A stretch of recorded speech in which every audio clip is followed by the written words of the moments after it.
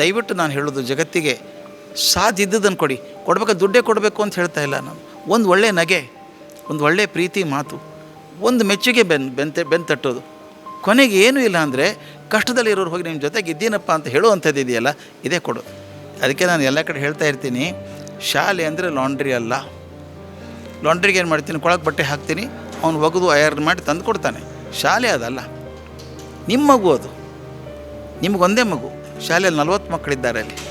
ಆದ್ದರಿಂದ ಟೀಚರ್ಸ್ ಎಷ್ಟು ಜವಾಬ್ದಾರಿ, ಅದು 10 ಪಟ್ಟು ಜವಾಬ್ದಾರಿ ನಿಮ್ಮದಿದೆ. ಶಾಲೆ ಕಳಿಸ್ಬಿಟ್ರೆ ಮುಗಿದೋಯ್ತು ಅಂತಲ್ಲ. ದಯವಿಟ್ಟು ಮಗು ಏನು ಮಾಡುತ್ತೆ ಸಮಯ ಕೊಡಿ, ಮಾತಾಡಿ.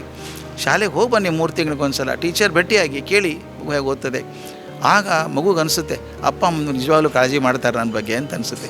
ಇಬ್ಬರದ್ದು ಜವಾಬ್ದಾರಿ ಇದೆ. ಯಾಕಂದರೆ ಪಾಠ ಸಿಗ್ಬೋದು ಶಾಲೆಯಲ್ಲಿ, ಸಂಸ್ಕಾರ ಬರಬೇಕಾದದ್ದು ಮನೆಯಲ್ಲಿ ಮೊದಲು. ಒಂದು ಸಂದೇಶ ಇಷ್ಟೇ, ಮಗು ನಿಮ್ಮ ಮಗು ಅಲ್ಲ, ಅದು ಪ್ರಪಂಚದ ಮಗು. ನಾಳೆ ಪ್ರಪಂಚದ ನಾಯಕತ್ವ ತಗೊಳ್ಳುವಂಥ ಮಗು. ಆ ನಾಯಕತ್ವ ಆಗುವಂಥ ಗುಣಗಳನ್ನು ಕೊಡಬೇಕಾದ್ರೆ ತಂದೆ, ತಾಯಿ, ಶಿಕ್ಷಕ, ಸಂಸ್ಥೆಗಳು ಕೂಡ ಎಲ್ಲವೂ ಸೇರಿ ಮಾಡಿದಾಗ ಮಾತ್ರ ಆ ಮಗುವಿನ ನಾಯಕತ್ವ ಗುಣವನ್ನು ಹಾಕ್ಬೋದು. ನಾಳೆ ನಾವು ಸಂತೋಷವಾಗಿರ್ಬೋದು. If India has to be a beautiful country in 2050, all of us have to work together for the same cause ಅಂದ್ರೆ ಮಾತ್ರ ಆಗ್ತದೆ. ಅಲ್ಲ, ಮಕ್ಕಳ ತಯಾರಿ ಫಸ್ಟ್ ನಾವು ಇದು ನಮ್ಮ ಕಲಾಂ ಚಂದ ಹೇಳೋರು. ಅವ್ರು ಹೇಳೋರು ಏನು ಅಂದರೆ, don't read success stories, they give you messages.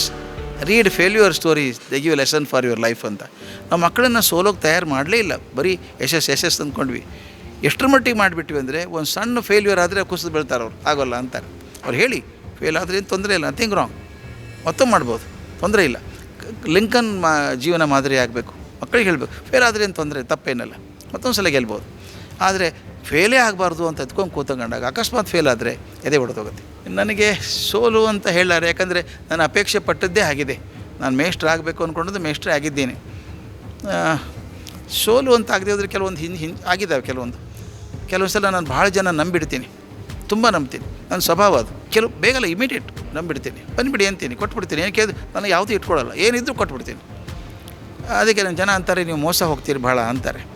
ನಾನು ಉತ್ತರ ಭಾಳ ಚೆನ್ನಾಗಿದೆ. It's better to be cheated by trusting somebody rather than to die as a person who never trusted anybody ಅಂತ. ಸೋತು ನಂಬಿ ಮೋಸ ಹೋಗೋದಕ್ಕಿಂತ ಯಾರನ್ನೂ ನಂಬದೆ ಏಕಾಂಗಿಯಾಗಿ ಸಾಗೋದು ಭಾಳ ಕೆಟ್ಟ. ಸೋತರೂ ಅಡ್ಡಿ ಇಲ್ಲ.